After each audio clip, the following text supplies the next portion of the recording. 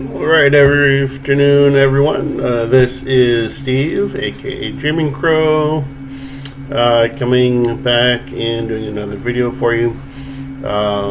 Before I get into, I decided to go ahead and do this video really quick before I end up putting up or discussing one of my other ones regarding Sigils of Power, since I'm still kind of doing videos on that and as far as their use and whatnot. This is going to be on a subject I've already kind of touched on a little bit regarding results when it comes to practicing with the magical arts and whatnot. Before we get into that, though, as always, I do appreciate you if you are a subscriber to my channel already. And if you have not already subscribed, I do encourage that by pressing the little bell icon over here, just below the right-hand corner of this screen. And that will alert you to any time that I put new videos out onto my channel. All right.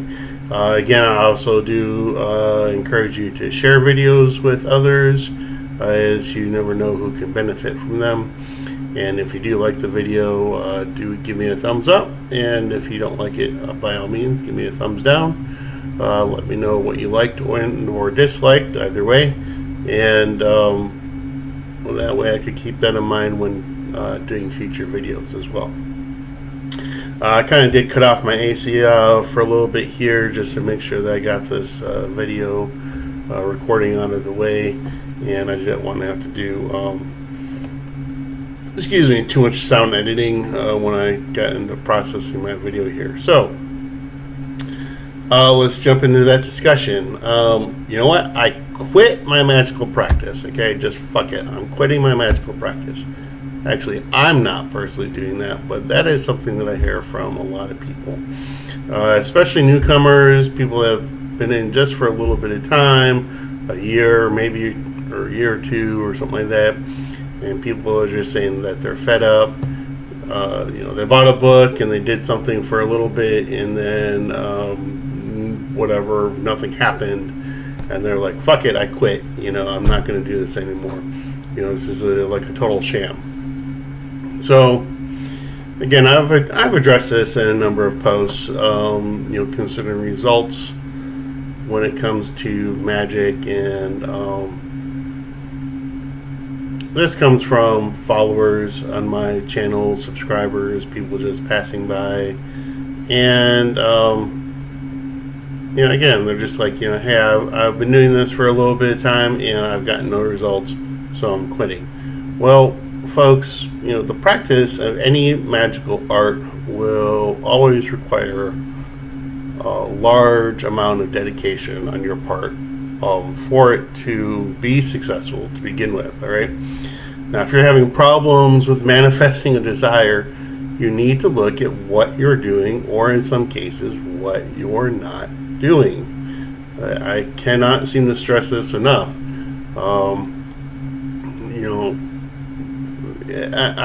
In most cases, when I do these types of examples, I always use money. Okay, because money is one of those things that everybody. You need it. Financial magic is a big, plays a lot in what we do. Certainly there's people that obviously do other areas of magic, protection and love and stuff like that, lust but money magic is always one that comes up. Okay, and we already know that I've put a number of videos out already on how to teach people how to reprogram themselves using Sigils of Power, and I've discussed things like this, and it's always going to be an issue that comes up regardless. So if you do a ritual and you're constantly, let's say you're doing a ritual and you need to pay your rent, okay. Again, something very, very common. You do a ritual and you're constantly thinking about how it will manifest or when it will manifest, then you're just sucking energy away from the ritual you just performed. Okay, you can't be doing that.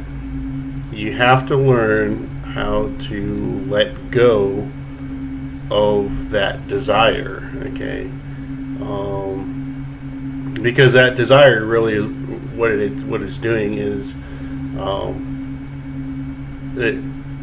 it just causes a problem, okay? Another way of looking at this is, let's say you need an extra $200 to pay your rent. Well, you say you spend 20 minutes of your morning in ritual doing this, okay? When you leave your house and you go to work, you find that you're constantly thinking about it at work. You're frustrated. You don't know how the money is going to come about. You need it at the end of the week, or you might face eviction, and you spend 8 hours of your day or 10 hours of your day thinking and being worrisome of this. Well, if you do 20 minutes of ritual and 8 hours or 10 hours of being worrisome, which is going to take precedence? Again, you're just sucking energy away from what you're doing. So you have to learn how to let go. When you don't learn how to let go, it starts to become an act of desperation more than anything. And the universe and the spirits and entities that you work with can't work with acts of desperation. Okay. Granted, they generally try to cause make the manifestation as quickly and easily as possible, but you have to look at like a lot of different factors. Okay. Another thing that we need to look at is your wording, and again, I've touched on this again. When we make our petition using present tense. So if you're going to say, I now have money to pay my rent, or I now have the money to pay my rent, or my rent is now paid in full. We're looking at building our petition in the present tense. You don't want to ever use anything in the future tense, because if you're saying, I will have the money to pay my rent, then it will always be out there in the future, okay? It will always be outside of your grasp in order to get it. So you don't ever want to put anything in future tense when you're making your petition. Always word it in present tense. I now have it. Okay, or word it in the sense that it's already done. My rent is now paid in full. Okay, that's what you need to go by. Okay, however, then when we visualize our goals and intentions as if they're already done. They're in the past. Okay, they've already been taken place, and what we needed or what we wanted is already taken care of, and we're grateful for that. We always make sure that we are being grateful for the assistance that any entity or spirit or deity or anything else assists us in obtaining that. So being grateful and making sure that we visualize it. We visualize that we already have it. It's done. Okay. Again, if you're looking to pay rent, then visualize that the rent is already paid. You're fine. You're good. If you're wanting money,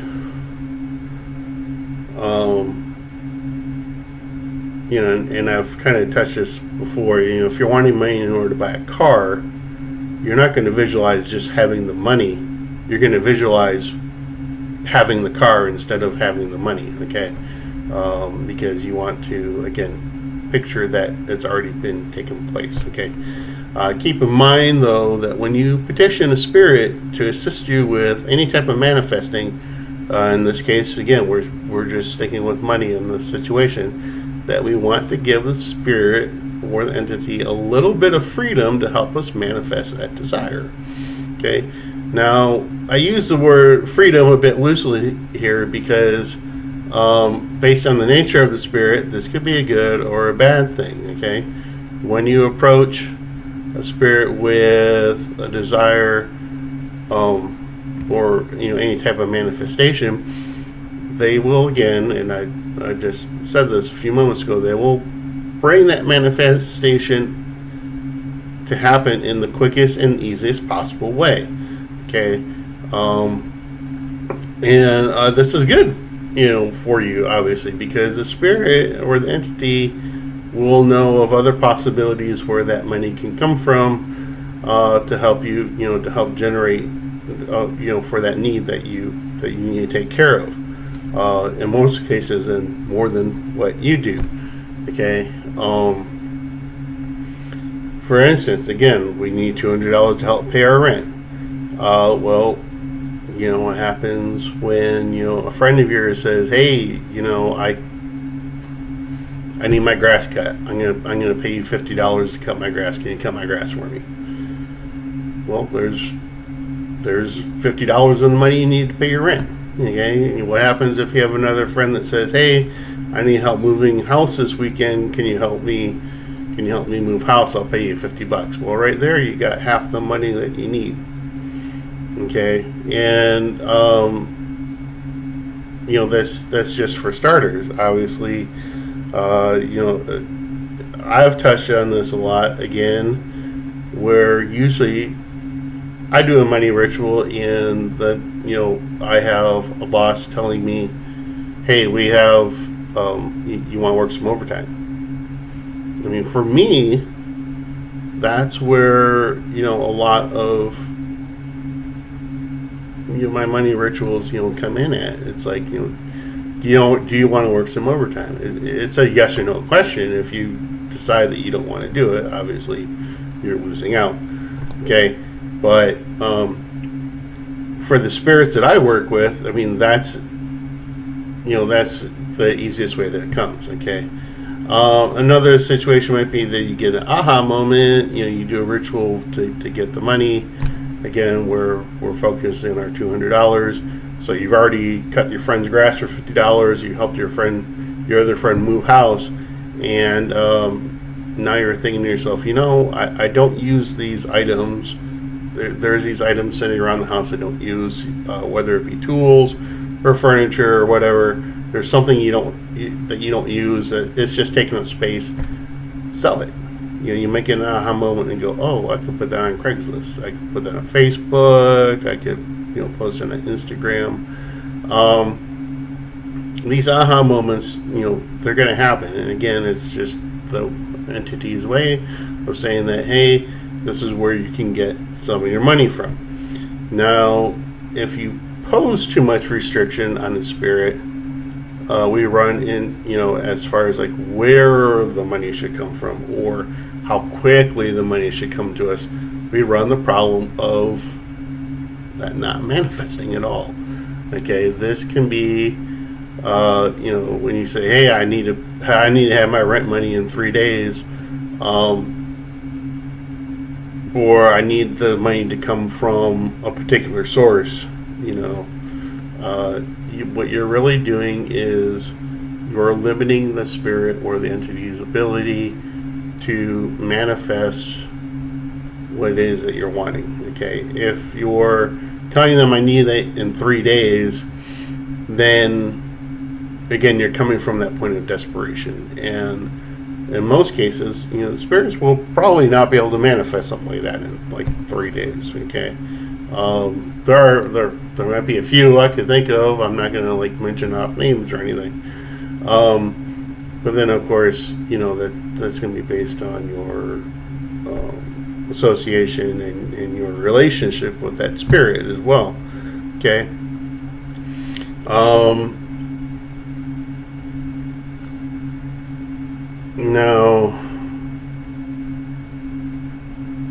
Now, of course, there are times that you can direct how and where your money comes from, and this is, of course, in situations where you already have, say, like an established business. In particular is one possibility. But if you already have a business to begin with, you're probably most likely already doing success and prosperity rituals to support your business, to keep the money flowing and the business growing and the income coming in. So there are times that directing energy towards a particular situation is necessary or is required in that sense. But if we're looking just for manifesting extra money, we kind of want to have give a little bit of leeway for spirits to work there. Okay, but let's say we're gonna work with a demon. Let's say we're working with a demon as an entity. Would I want to give that demon free reign to choose for me when and where the money will manifest from? Well, more than likely not. Okay. And again, this goes back to the idea that spirits will manifest things as quickly and easily as possible for us in order to meet that. And again, I've had situations where I had money come up like the next day. But then I've had situations where it took like 2 or 3 weeks for the money to come in, and that just depends on what's happening and what needs to change, what factors need to come into play, for that to happen. I've had situations where no money has come in, obviously, and when I look back on those situations, I see that, I asked for a certain amount of money that just wasn't going to be feasibly possible for me to receive in any quick amount of time. And, I kind of shot myself in the foot for that. Don't do a money ritual. Say, like in this case, don't pull out the Magickal cash book, for instance. If you have that, particular book and the particular thing that you use, don't pull it out and say, "Hey, I need $50,000," because it's probably not going to happen. Okay. Now, of course, it could. In my 28 years of practicing, the magical arts, if there's one thing I learned is that magic can make certain a lot of things possible. If you were, say, a divorced individual, and your spouse owed you $50,000 in back child support, it could be possible that the $50,000 may come in, but then again, more than likely not. Okay, you gotta be a little more realistic. Okay, so would I give that demon free reign to tell me where that money comes from? No, because again, by bringing that money in to the quickest possible way, that could lead to a bigger problem. Okay, if you don't mind, your Uncle Joe dying off and him leaving you $50,000, as part of his inheritance, and that's fine. Then go ahead and you can do that. But you need to kind of consider a lot of things when you're going through these processes of doing these rituals.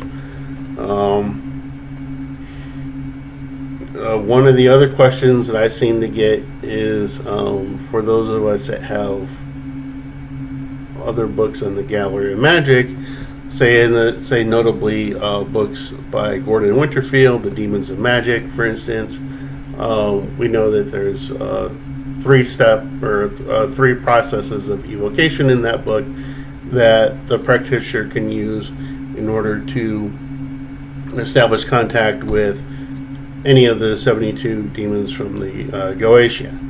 Okay, in this one in particular, let's say we're going to focus on the 3rd evocation, which is a full evocation process. Now, mind you that before I even performed the 3rd evocation process in that book, I probably had at least a year or so before, of just doing like the 1st evocation. And that's just a petition for results. That's just a written petition to a particular demon for whatever, whatever it is I needed at the time. So in the 3rd evocation process, we're talking about a full evocation. But people seem to get frustrated when they perform this evocation process, and they say that there's no physical appearance of the demon, because it says in the book, this is, a full evocation. You're going to be, you're looking at bringing physical appearance to the, for the demon here, in order to address the situation, or, ask them questions or anything like that. When you perform a full evocation, folks, we are, and we want that presence before us. We need to take into consideration the vehicle or the method by which the demon can materialize through, okay? If you look at the actual process of the full evocation in the book, it doesn't really provide anything for the demon to materialize through. And, for something like that, I'm talking like fire or incense smoke or black mirror. These are general tools that are required for something like this. Okay? That's why when I do a full evocation, I generally do a lot of incense. So if we go through, if we look at, traditional evocation processes, you have a dish that has a lot of hot charcoal blocks, inside of it, okay, and you're taking large amounts of incense, for incense, and you're putting it on top of these, burning charcoal blocks, and you're producing a lot of smoke, okay, and I totally encourage you that before you do something like that, unplug your smoke detectors in the house, because you're going to end up having your smoke detectors go off if you do something like that, okay? But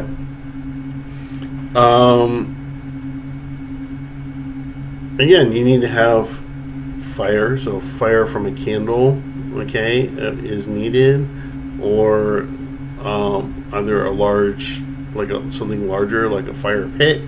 I do see a lot of black magicians. They perform, they're known to perform a lot of their evocations outside, where they live, and that's because they live in very rural areas, so they can have a large fire pit outside that they can do something like this. And again, that's the vehicle that the demon's going to use in order to make physical manifestation through. Or again, a black mirror, and is a suggestion. And I know people that have had great success using just regular mirrors for that demon to materialize through. That's totally fine. If you want to go ahead and check out Orly Stewart's book, The Goetia, which is Black Magician's companion guide to the Goetia, you can go ahead and check that book out. It's on Amazon. I think it's like $25, $27. Great book. If you want to go along that route. And for those of us who know Orly Stewart, she is practicing black magician. She does have a background. She comes from a Jewish background, and then made her way over to practicing magical arts. She addresses a lot of issues that today's black magicians are encountering when they're reading books like the Keys of Solomon, for instance. And she addresses those issues, and she gives you solutions to those issues that keep coming up with today's practitioners. So again, if I don't have large amounts of incense, I can't burn large amounts of incense on charcoal blocks, I'll literally have a handful of just incense sticks, and I'm talking a big pile. I'll take 10 or 15 sticks of incense and light them on fire, light them and stick them in my incense burner, and then that will produce generally enough smoke that I need in order for that materialization process, if that's really what I want to go for. And then of course I have more on the side ready for lighting, as I need it. When you're doing a full evocation for something like this, you gotta do your homework regarding the demon that you're working with. For instance, you gotta familiarize yourself with their different aspects. What type of appearance do they take on? When they're in manifestation or something like that. You really need to know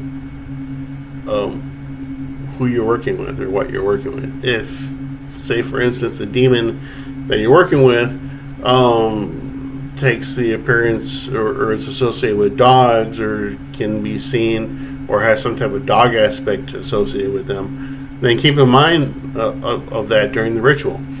When you call that demon forth and you don't see anything, or you don't get anything right away, give it a moment, and maybe, before you do another calling. Again, in this example, we do a calling, and let's say, a moment later, your neighbor's dog is, barking his head off or something like that. Well, that could be a sign that, hey, the demon you're working with is present. Move on with the rest of the ritual. Continue with the ritual. Or perhaps you own a dog in your house. You're doing the ritual and you call forth the demon, and then your dog just happens to walk into the room and then sits down attentively in front of you and just stays there. That's probably your sign right there that, hey, I'm here, what do you want? Continue with the ritual, and then you'll go from that point. Other signs, again, excuse me, temperature fluctuations in the room. Normally it gets colder. I haven't never experienced a room ever get warmer. Usually they seem to get colder, especially when I'm working with the demon. Changes in air pressure, that often happens. When I work with Lucifer a lot, I get that pressure in my head, right here in my frontal lobe of my head. When I work with other demons, however, I'm getting that pressure here in the backside of my head, or even in my left ear. Again, these are all just signs that we need to pay attention for, and think about, what what ways these spirits are communicating with us, and that they're ready to listen to what we want. Okay, so situations like this can come in. Situations like these can commonplace, and if you pay attention to them a little bit more, what's happening around you, you will eventually realize that your magical practice does have a direct effect on your reality. Okay, it's very hard for people like me, or if you address these situations to, say, someone like Orly Stewart or J.S. Garrett or E.A. Coetting, or name any other popular black magician out there, or anybody else you may have an affiliation with or a subscription with. When you address something like this to your magical practice of them, and we can only speculate as far as what the situation might be, as far as why you're not getting results, and in some cases that's without any real certainty. Since we're not standing next to you, we're not witnessing the actual ritual being performed. We tend to trust that the person is saying that I'm really doing everything that I need to be doing. I'm pronouncing the words 100% correct, and fill in whatever else you need to do. We're trusting that you're saying, yeah, I'm really doing the work. I had one person tell me, hey, I did the ritual like I was supposed to for a couple days, and I asked him what ritual did you do, and they were telling me, I did the first ritual of the wealth magic, from Damon Brand, and I said, okay, well, how long did you do that? And he said, like, 6 days. And I was like, what do you mean you only did it for 6 days? You're supposed to do it for 17 days. Well, of course you didn't get results because you never followed through with the rest of the ritual. Okay? We're trusting, of course, that the person is being honest when they're saying that they're doing everything possible. But again, we can only speculate and we can only offer so much suggestion as far as, what else you need to be doing. Okay. And then there's always the reality of the fact that it's not for everyone. Okay. Practice of the magical arts is a path that most of us will probably be on our entire lives. Some people will pick it up and, after a couple of years, you go, oh, well, then they kind of like, they stop doing it, whatever, they end up like running into a group of Baptists and getting saved or whatever, start going to church. But some of us will be on this path our entire lives because it's like a calling for some of us. The practice of the magical arts isn't easy. Okay, and if it was for everyone, well, everyone would be doing it. It's just like not everyone can be an Olympic athlete. Not everyone, is built that way. Not everyone is suited to be a nurse or a doctor. And not everyone could be a chef. Okay? And, just for that last one, I mean, you might say, oh, yeah, I could be a chef. I've watched, Iron Chef or, Hell's Kitchen or whatever. Just because you say that you have a passion for good food doesn't mean that you could be a good chef. Maybe your passion for good food is, your idea of eating good food. But then when you go ahead and make a roast chicken, it looks like it just came out of a fucking nuclear reactor from Chernobyl. Okay? Again, not everything is, not everything is suited for everyone. When I first started my magical practices, years ago, I'm talking like 28 years ago, my first 2, if not 3 years of my magical practice, almost the only thing that I'd ever done most of the time was read and more reading. Okay? And I mean, I did do a couple rituals during that time. Yeah, I did a couple love rituals and I got results, and I had some extra money come in for a few things. But when I wasn't reading, I might be doing some ritual practices like banishing rituals, just practicing day after day, or practicing on a regular basis. And that's actually very typical. If you were a new student, you joined, say, like a magical order, like the Golden Dawn, or something like that. You're not going to be going out there doing rituals like the next day. Okay, I can almost guarantee to you that your experience within that order and the early parts of your involvement with that order, at least in the first year, is going to be reading. Like most of the time, they're going to give you the lesser banishing ritual, the pentagram that you practice, once in the morning and once at night.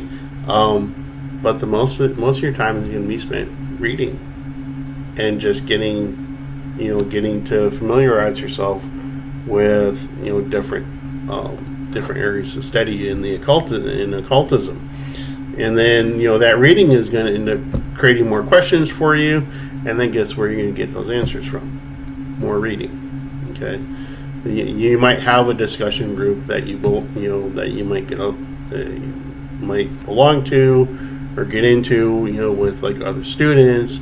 And you might fill in the blanks with a few things, and talk different subjects and talk shop. But generally most of it's going to come from reading and just familiarizing yourself with different aspects and different subjects of the occult. Okay. So with that, folks, I'm going to go ahead and call this ritual, this video done at this point. I hope that it kind of answers a lot of questions for you. It probably gives you more questions, which is basically what it's really meant to. Now you need to, find out more answers. But again, when I hear from people that they're just saying that, I give up, I quit, I've done this for 6 months, or 3 months. I mean, 3 months, you're going to give up after 3 months. I mean, that's, that's nothing, if you put out 2 years or 3 years of your time and then you've gotten no results whatsoever, then I might be able to say, yeah, okay, maybe it's time to quit because it's not for you. But I mean, you haven't even really scratched the surface at 3 months, so it doesn't make sense for you to get frustrated over something like that.